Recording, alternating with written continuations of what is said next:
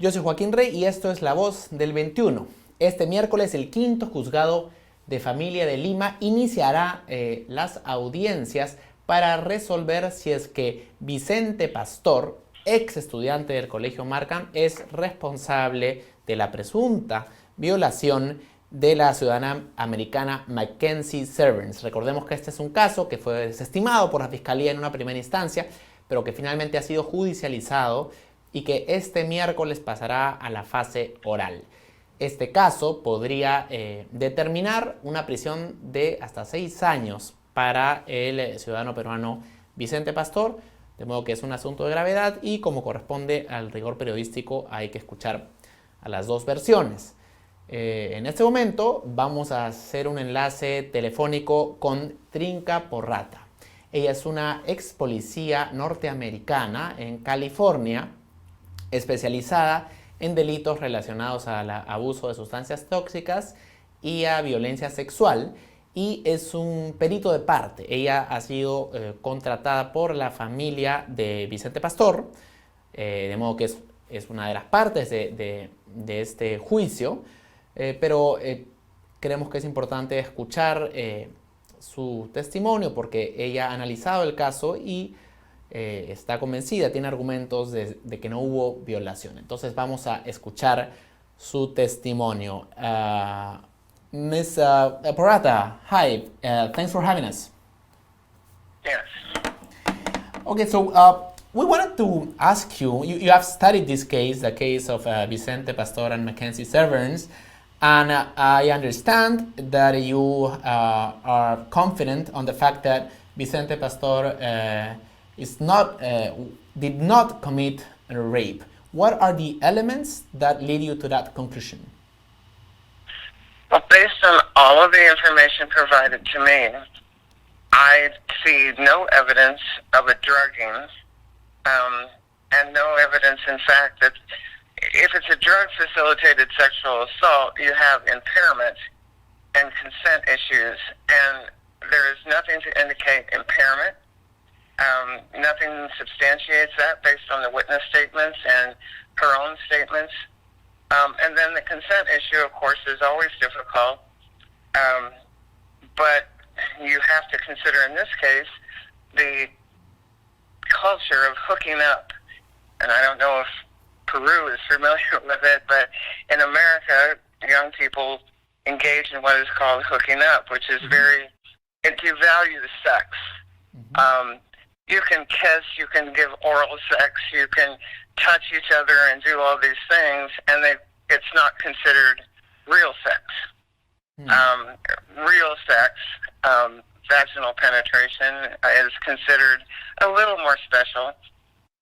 But this culture really complicates the issue of consent.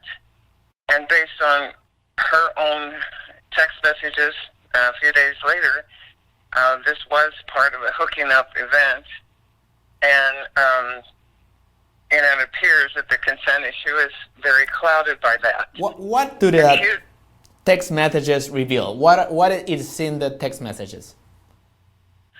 Well, the text messages talk about, hey, did you hook up with Vicente?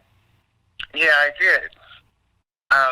And it talks about sex act that was performed, and does not imply or say that it was not consensual, does not say that it was forced, appears to joke about it. So she doesn't use the word rape or I was forced or something like that? Absolutely not. Absolutely not. And so at that point it's been a few days and there's been no allegation of a sexual assault, and then her friend says that he said he had sex with you, and now she's upset, and then it gets reported as a drug-facilitated sexual assault. So you've got no indication of actual drug impairment, and now you've got consent completely clouded by this hooking up event and by her own statements. There's just, I will put it this way. If the prosecution had consulted me and said, look at this case, and should we prosecute, my answer would be this is not a prosecutable sexual assault. So Mackenzie Severns argues that she was drugged. Why are you so convinced that she was not? Well, you look, normally in these cases, we have very few witnesses to really help in terms of seeing if somebody was impaired.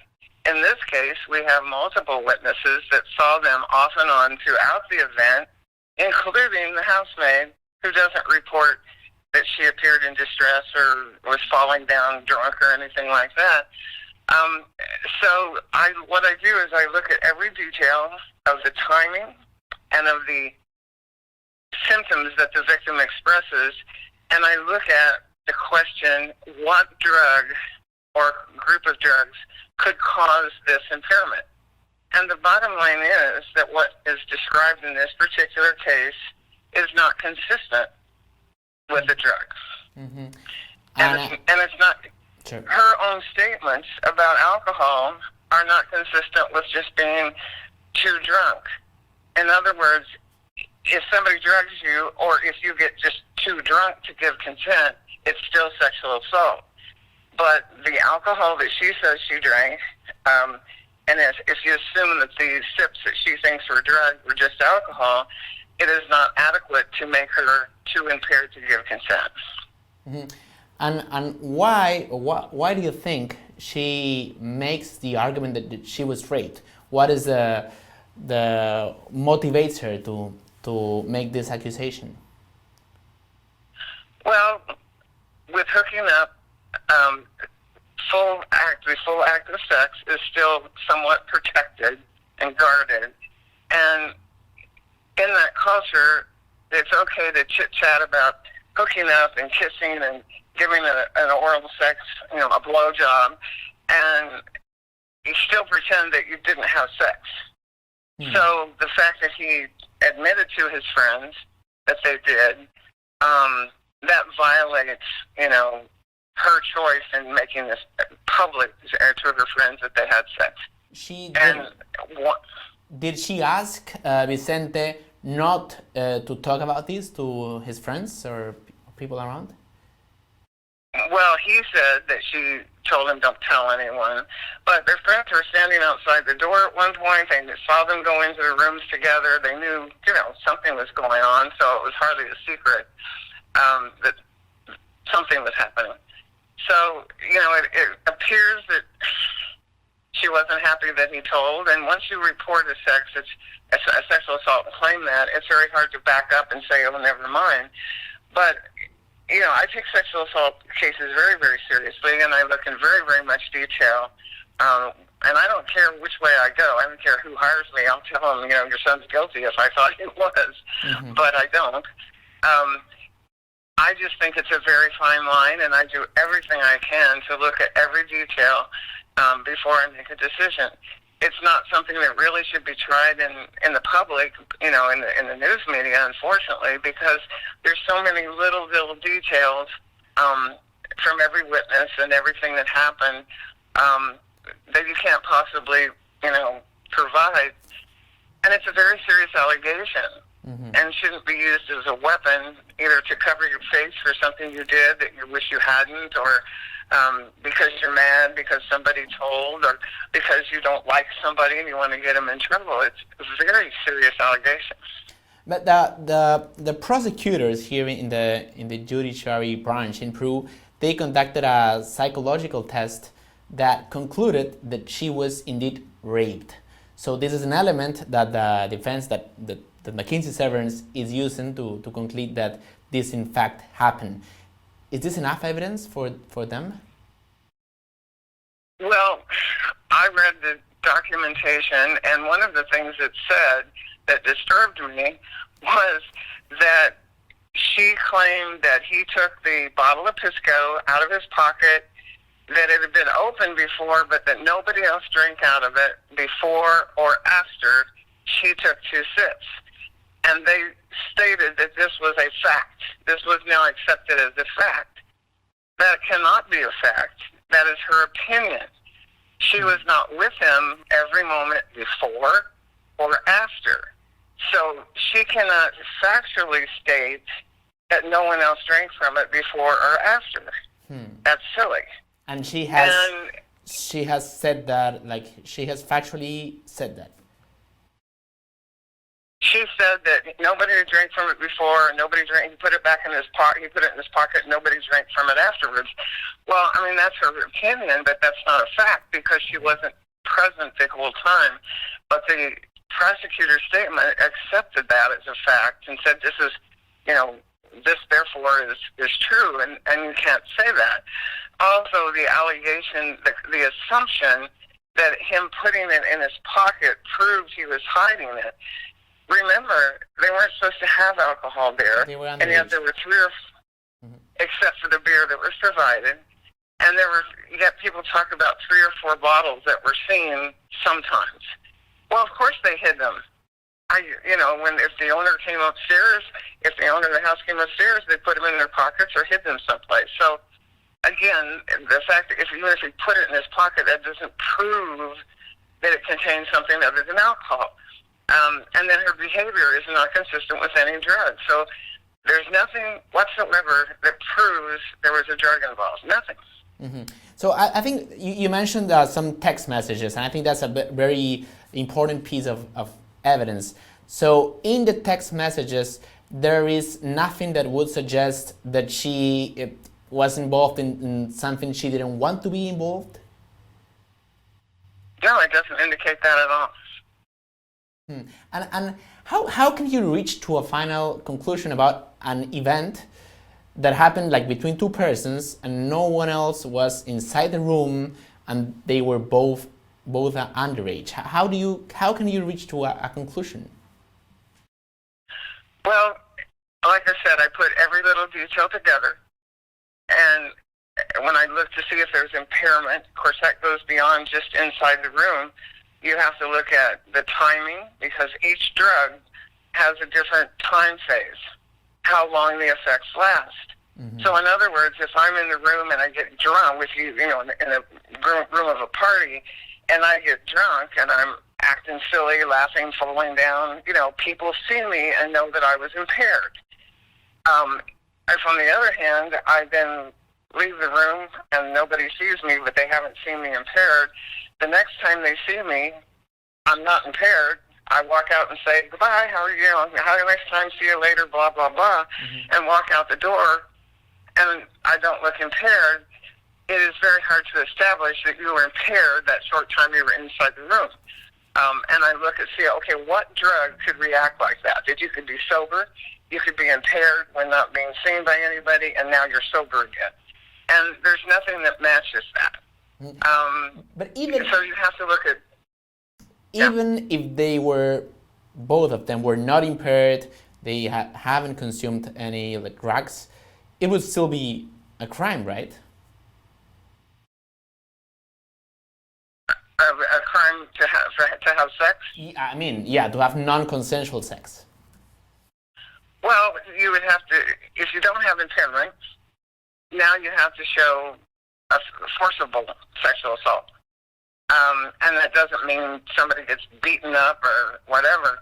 But you have to look at the fact that people saw them off and on, going in and out multiple times. The housemaid was in the room, saw them, chased them out of the first room. And again, you do have witnesses beyond what we normally have. And there was no cry out for help. There was no, if you're not impaired by drugs, and the housemaid comes in, that's your chance to run out the door and say, I didn't really want to be in there with him.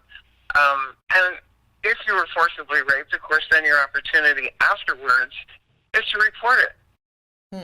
And not wait 4 days until you find out that he told somebody.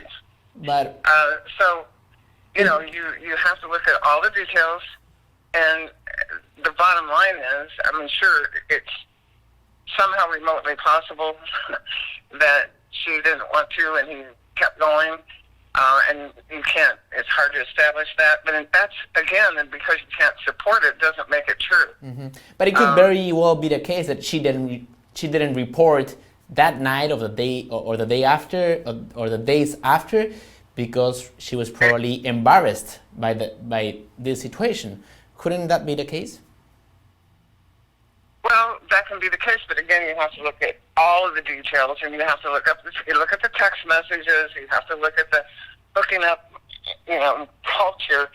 You have to look at everything to come up with, the pattern, and does it fit, and even if, you can't, just because you believe something, if you think, well, I think he really forced her, or he didn't stop when she said so, the bottom line is that's not proof.